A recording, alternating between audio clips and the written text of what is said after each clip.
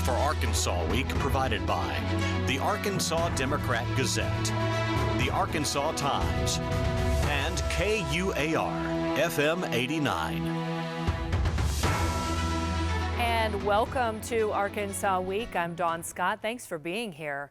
Arkansas is set to become the first state in the nation to require social media companies like Facebook and Instagram ensure that children have permission from parents to open new accounts.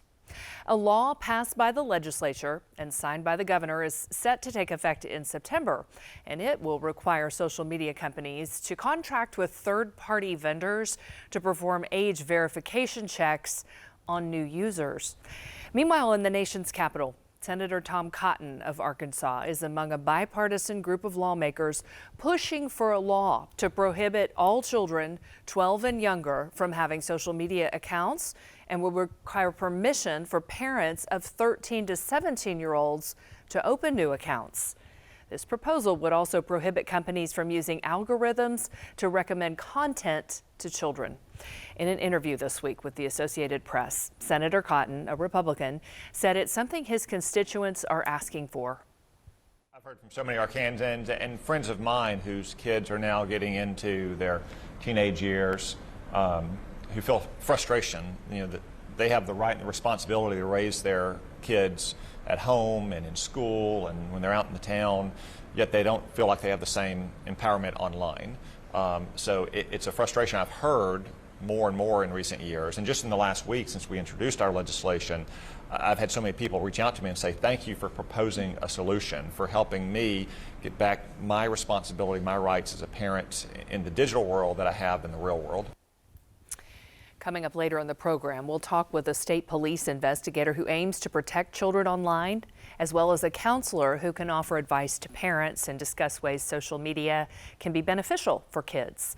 But joining me first is Arkansas's Attorney General Tim Griffin, who filed a lawsuit on behalf of the state against Meta Platforms. That is the parent company of both Facebook and Instagram, and 2 lawsuits against TikTok, claiming they offer addictive content and don't do enough to protect children. Thanks so much for being here, Attorney General. We appreciate you. Thank you for having me. And you can see I'm in the back of a rental car. I've been at a military meeting, and I appreciate y'all accommodating my schedule as I make my way to the airport. Well, we appreciate your time, and this is a very important topic, and you've got the eyes and attention of a lot of people here in Arkansas. You allege that these companies are violating the Arkansas Deceptive Trade Practices Act. Tell us how that is. Yeah, so just to be real clear, we have 3 separate lawsuits, one against Meta, which is Facebook and Instagram, and then we have 2 against TikTok. Now, these lawsuits are not ultimately about the content, they're about the deception. There's a thread that binds or that connects all 3 of these. The commonality is deception. So first of all, with regard to the lawsuit against Meta, that is about the addictive algorithms that they use to suggest content to adolescents, to everybody, but particularly to minors. What's the deception? Well, they've made it very clear in front of Congress and elsewhere that they don't do that they're not in the business of trying to hook juveniles. But the facts, and obviously we have just filed suit recently, this will be a long ongoing matter with more facts coming out. But the facts that we've gathered indicate that's not true. They do, in fact, develop algorithms to addict young people. So that's number one. Number two, the first lawsuit against TikTok is about access to the data of Americans, of Arkansans. And that lawsuit is about the fact that TikTok claims that no one in communist China has access or can have access to the data that they have of Arkansans or other Americans. We have facts that indicate that that is not the case. And that, again, is a lawsuit about deception. The third lawsuit the second lawsuit about TikTok relates to what content is available to minors versus what TikTok says is available. TikTok indicates that minors do not have access to adult content, drug use, sexual content, etc., that they do not have access to that until a certain age. The facts that we've gathered indicate that's not true. In fact, the algorithms that TikTok uses pushes that adult content to minors. Why would they want to have people believe that they don't do that? Well, because they get a rating on the Apple App Store or other app stores, and to get a higher rating, which helps business, they need to make the case that they're somehow protecting children from that content. So these are all about deception. What are your biggest concerns as far as protecting children here in Arkansas from some of these deceptive practices that you're talking about? Yeah, so I appreciate, look, you and I have known each other a long time. I think our kids went to school together. I'm not just an elected official in whatever other hats I might wear.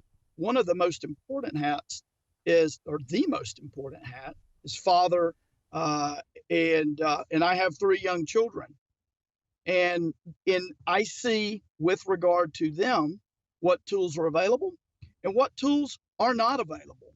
And I am mostly concerned that parents have the tools necessary, and not just the tools, but they have the information, that they're not misled about what's happening and what's not happening. If you were to believe Meta and TikTok, you would believe, number one, that they have not designed algorithms that are addictive to youth. Number two, that the data of TikTok is protected properly and there's no problem there. And number three, that your minor is not able to see stuff on TikTok that you ought to be worried about. That's what you would believe if you believe what these companies are saying. That's not true. And parents ought to know that. And let me just say this, there's no one who's a bigger defender of the First Amendment than I am. Ultimately, this is not about the content in the First Amendment. First of all, this is about deception, which is not protected. Secondly, in this particular case, we're not talking about adults. We're talking about children that we regularly take steps on, whether it be the sale of alcohol, the sale of cigarettes, et cetera, gambling, whatever. We routinely take legislative steps to protect children and legal steps to protect children. So this just makes sense to me. And we're just at the beginning, but we certainly would love the opportunity. I would love the opportunity to join you as these lawsuits play out. You know, Meta responded to a request for comment with its head of safety saying this: these are complex issues, but we will continue working with parents, experts, and regulators, such as the state attorneys general, to develop new tools, features, and policies that meet the needs of teens and their families. Now, the statement goes on to say that the company has developed what it says are 30 tools to support teens and their families, including tools that allow parents to decide when and for how long their teens use Instagram, along with age verification technology, among other things. But Mr. Griffin, you don't feel this is enough, do you? Well, all of that, let's assume all of that's true. It is a complex issue. There are certain tools available. We're not suing them because they don't have tools. We're not suing them because it's not a complex issue. We're suing them because they're not telling the truth about the algorithms that they develop. So that's a typical bait and switch, right? Mm-hmm. So I sue them on deception. They answer about tools for juveniles. I hope they develop more tools. Good for you. But someone needs a tool for telling the truth. that would be a good tool to have over at Meta. Well, it puts us in a compromising position as parents because you don't know really how to govern this with your own children because you don't really know exactly what the situation is. But, you know, regarding the law passed by the legislature requiring that parental consent, do you think that could effectively address the problem? Or we obviously probably need more than that. Well, I think it is one tool in parents' toolbox. And ultimately, though, I will say this. We must start with a shared set of facts. We can't have different sets of facts. And if there's only one set of facts here, and the fact is what we're being told by Meta and TikTok is not true. So the first thing we got to do is get accountability and use one shared group of facts so that we as parents can react to those facts and make decisions based on fact. In the Army, we call it intel. If you have wrong intel about what's going on, you will make wrong decisions. And what I opine and what is the basis of these lawsuits is that what we're being told by the companies is inconsistent with reality.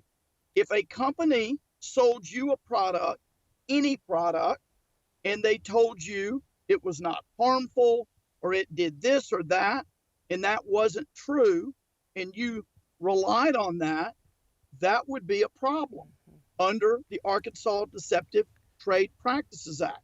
We deal with that a lot. You've seen the news stories. You've covered some. In this case, deception is what we're talking about. And that's where my focus will remain so that parents at the end of the day can make good decisions about their kids. You know, back to new state laws and legislation passed, your office would defend the state if a lawsuit were filed challenging that.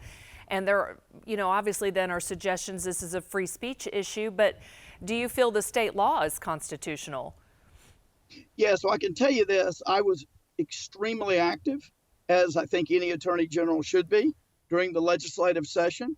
And if I had concerns about the constitutionality of bills, I was very vocal, oftentimes behind the scenes, and letting people know what I thought was constitutional and what was not. I don't have any problems, any concerns about the constitutionality of this bill. Again, what we are talking about is juveniles. We routinely do things to protect juveniles. And I think this is another case of that. This is not a free speech issue. And remember, my suits are not about, in TikTok and Meta, are about deception. In this particular case, we're talking about age verification for juveniles. I see no constitutional concerns there. All right, Attorney General Tim Griffin, we appreciate your time and joining us while you're on the road. Thank you so much for your thoughts on this and all the great information. We appreciate you. Thank you so much. We'll be back with more on social media and its effects on children after this.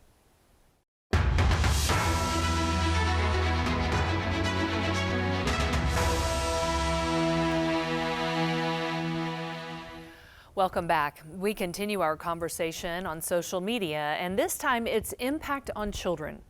Please welcome Lenore Palladino, an intel analyst with the Arkansas State Police and a member of the Internet Crimes Against Children Task Force. Also, Dr. Buster Lackey, a counselor and director of the National Alliance of Mental Illness here in Arkansas. Thank you both for being here.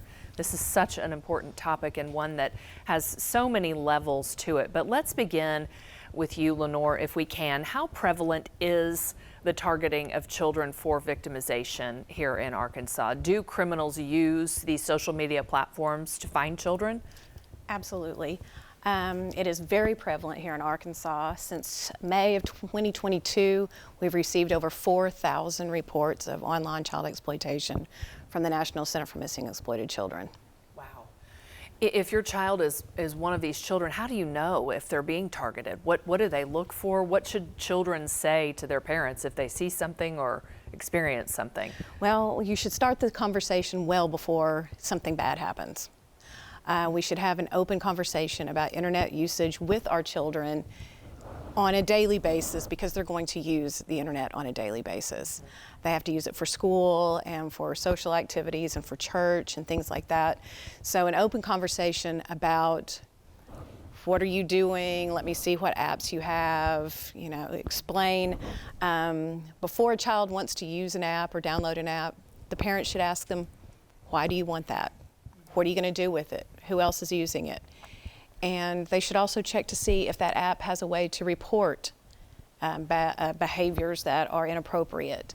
If the app doesn't have a way to report that sort of behavior, then you want to delete that app because obviously they don't care about what goes on their platform. It's really just mind-boggling to think about. At full disclosure, I have teenage children. You all have children you've shared with me of the age that use social media. And you know, you start these conversations sometimes with them and there's defensiveness, like, don't take it away from me. Is there a way to say, hey, if anyone ever does this, or if someone ever says this, come to me and let me help you? I mean, is that an appropriate way to start, in your opinion? Well, when I do community outreach with groups of children, one of the main things, one of the first things I bring up is for them to think about a trusted adult or two that they have in their life. Someone that they could go to and tell them. It may not be their family. You know, they may not feel comfortable because some of these things do deal with sex. And it can be embarrassing to talk about sex with your mom or dad or your grandmother, whoever it is, your caregiver. So think about a couple of trusted adults that you could go and tell this, and they can help you tell your caregiver, your parents, and they can lead you through how to resolve the problem. So that's what I did with my own daughter when she was young. Think about a trusted adult. I never asked her who she chose because it's personal. But before something happens, you should have those sorts of things in place. And have conversations. If they're on Instagram, how does that make you feel? And you know, what is it you like about it? What don't you like about it? And then, you know, if you find some things you're concerned about, then we have mental health professionals that.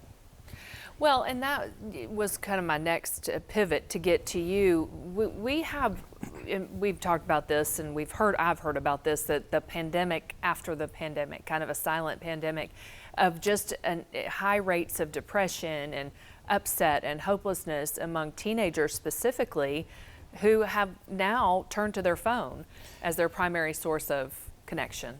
Yeah, the World Health Organization has issued a secondary pandemic, meaning the silent pandemic of depression.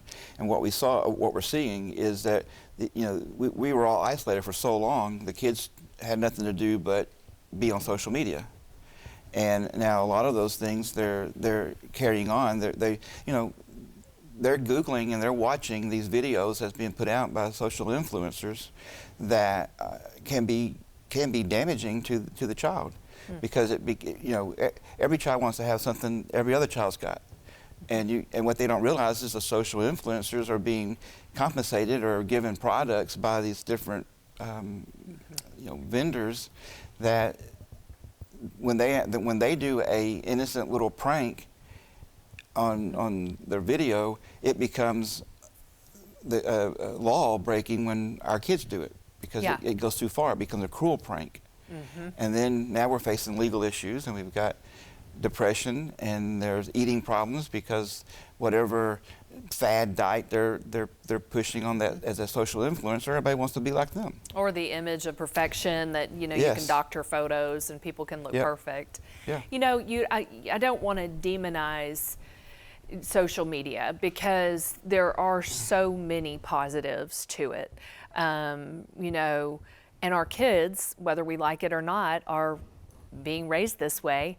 And so really, I think as parents and professionals, you have to kind of teach them how to navigate. Of course, we never had to navigate it. So how do you learn to teach something that you don't really know anything about, other than that you use it, maybe?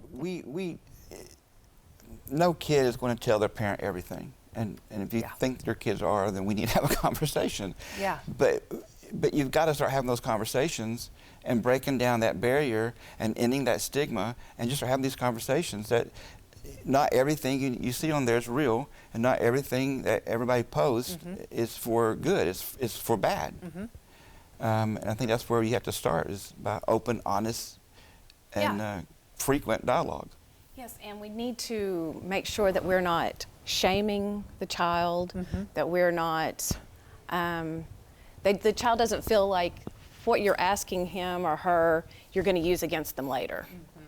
You know, I talked to parents who've, you know, had their children exposed on the internet, and I begged them, please just, you know, their little heads aren't formed yet.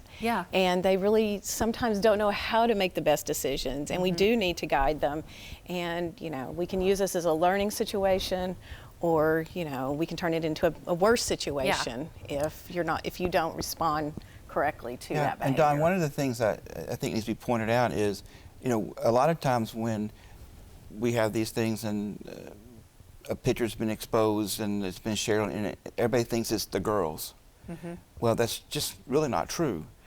Boys are more likely to share inappropriate photos because it's cool, fun, whatever, and they're the ones that's getting extorted, called sex extortion, for the money. Where girls and women are getting sex extorted for more photos. I know we had this conversation. It is one of the things right now that the state police and I know the FBI says is a major problem, and it's called sex extortion.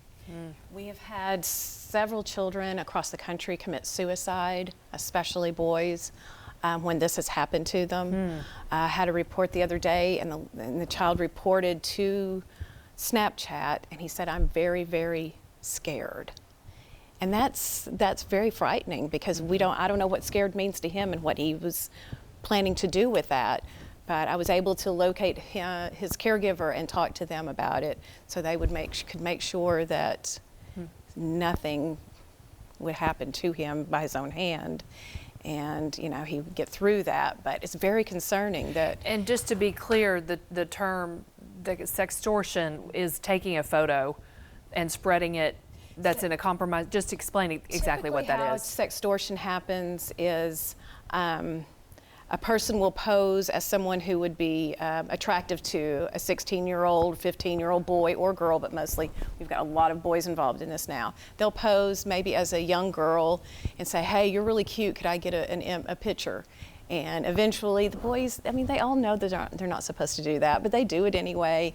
And then they find out it's a man from Ivory Coast and Nigeria is where we're having the most problems right now. And they'll share the photo. And they will keep the photo and tell them that they need to cash app $500 to them or whatever. And the kids are like, "I don't have that kind of money." And they get very worried, upset, and sometimes they do commit suicide over this sort of thing. You know, it comes back to parenting, though, just like we were talking about previously. Have the conversations, talk.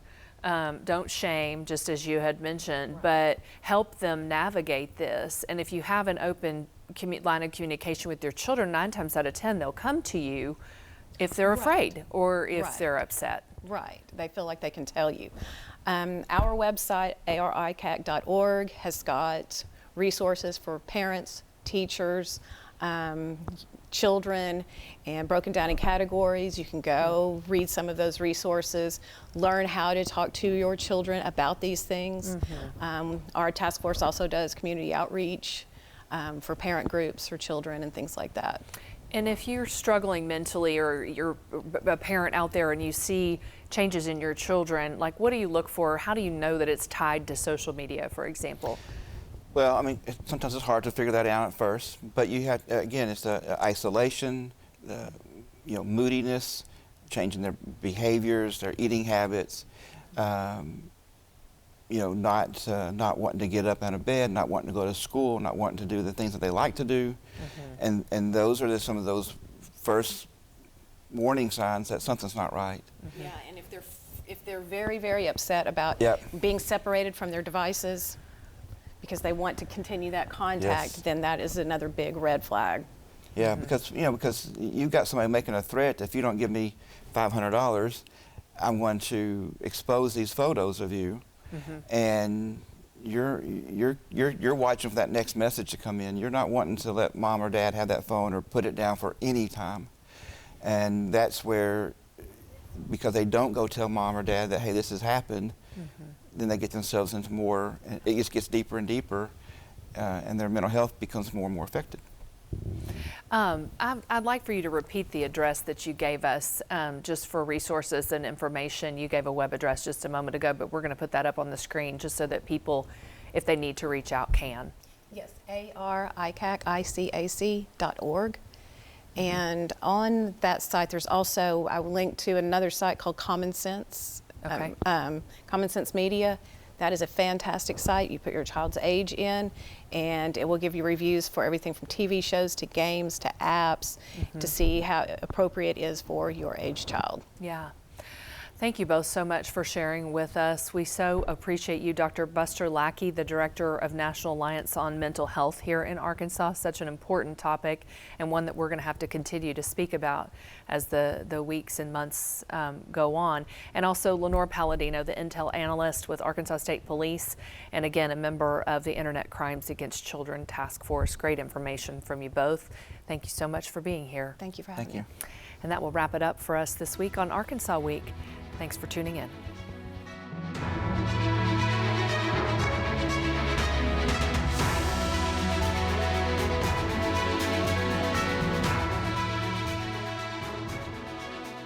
Support for Arkansas Week provided by the Arkansas Democrat Gazette, the Arkansas Times, and KUAR FM 89.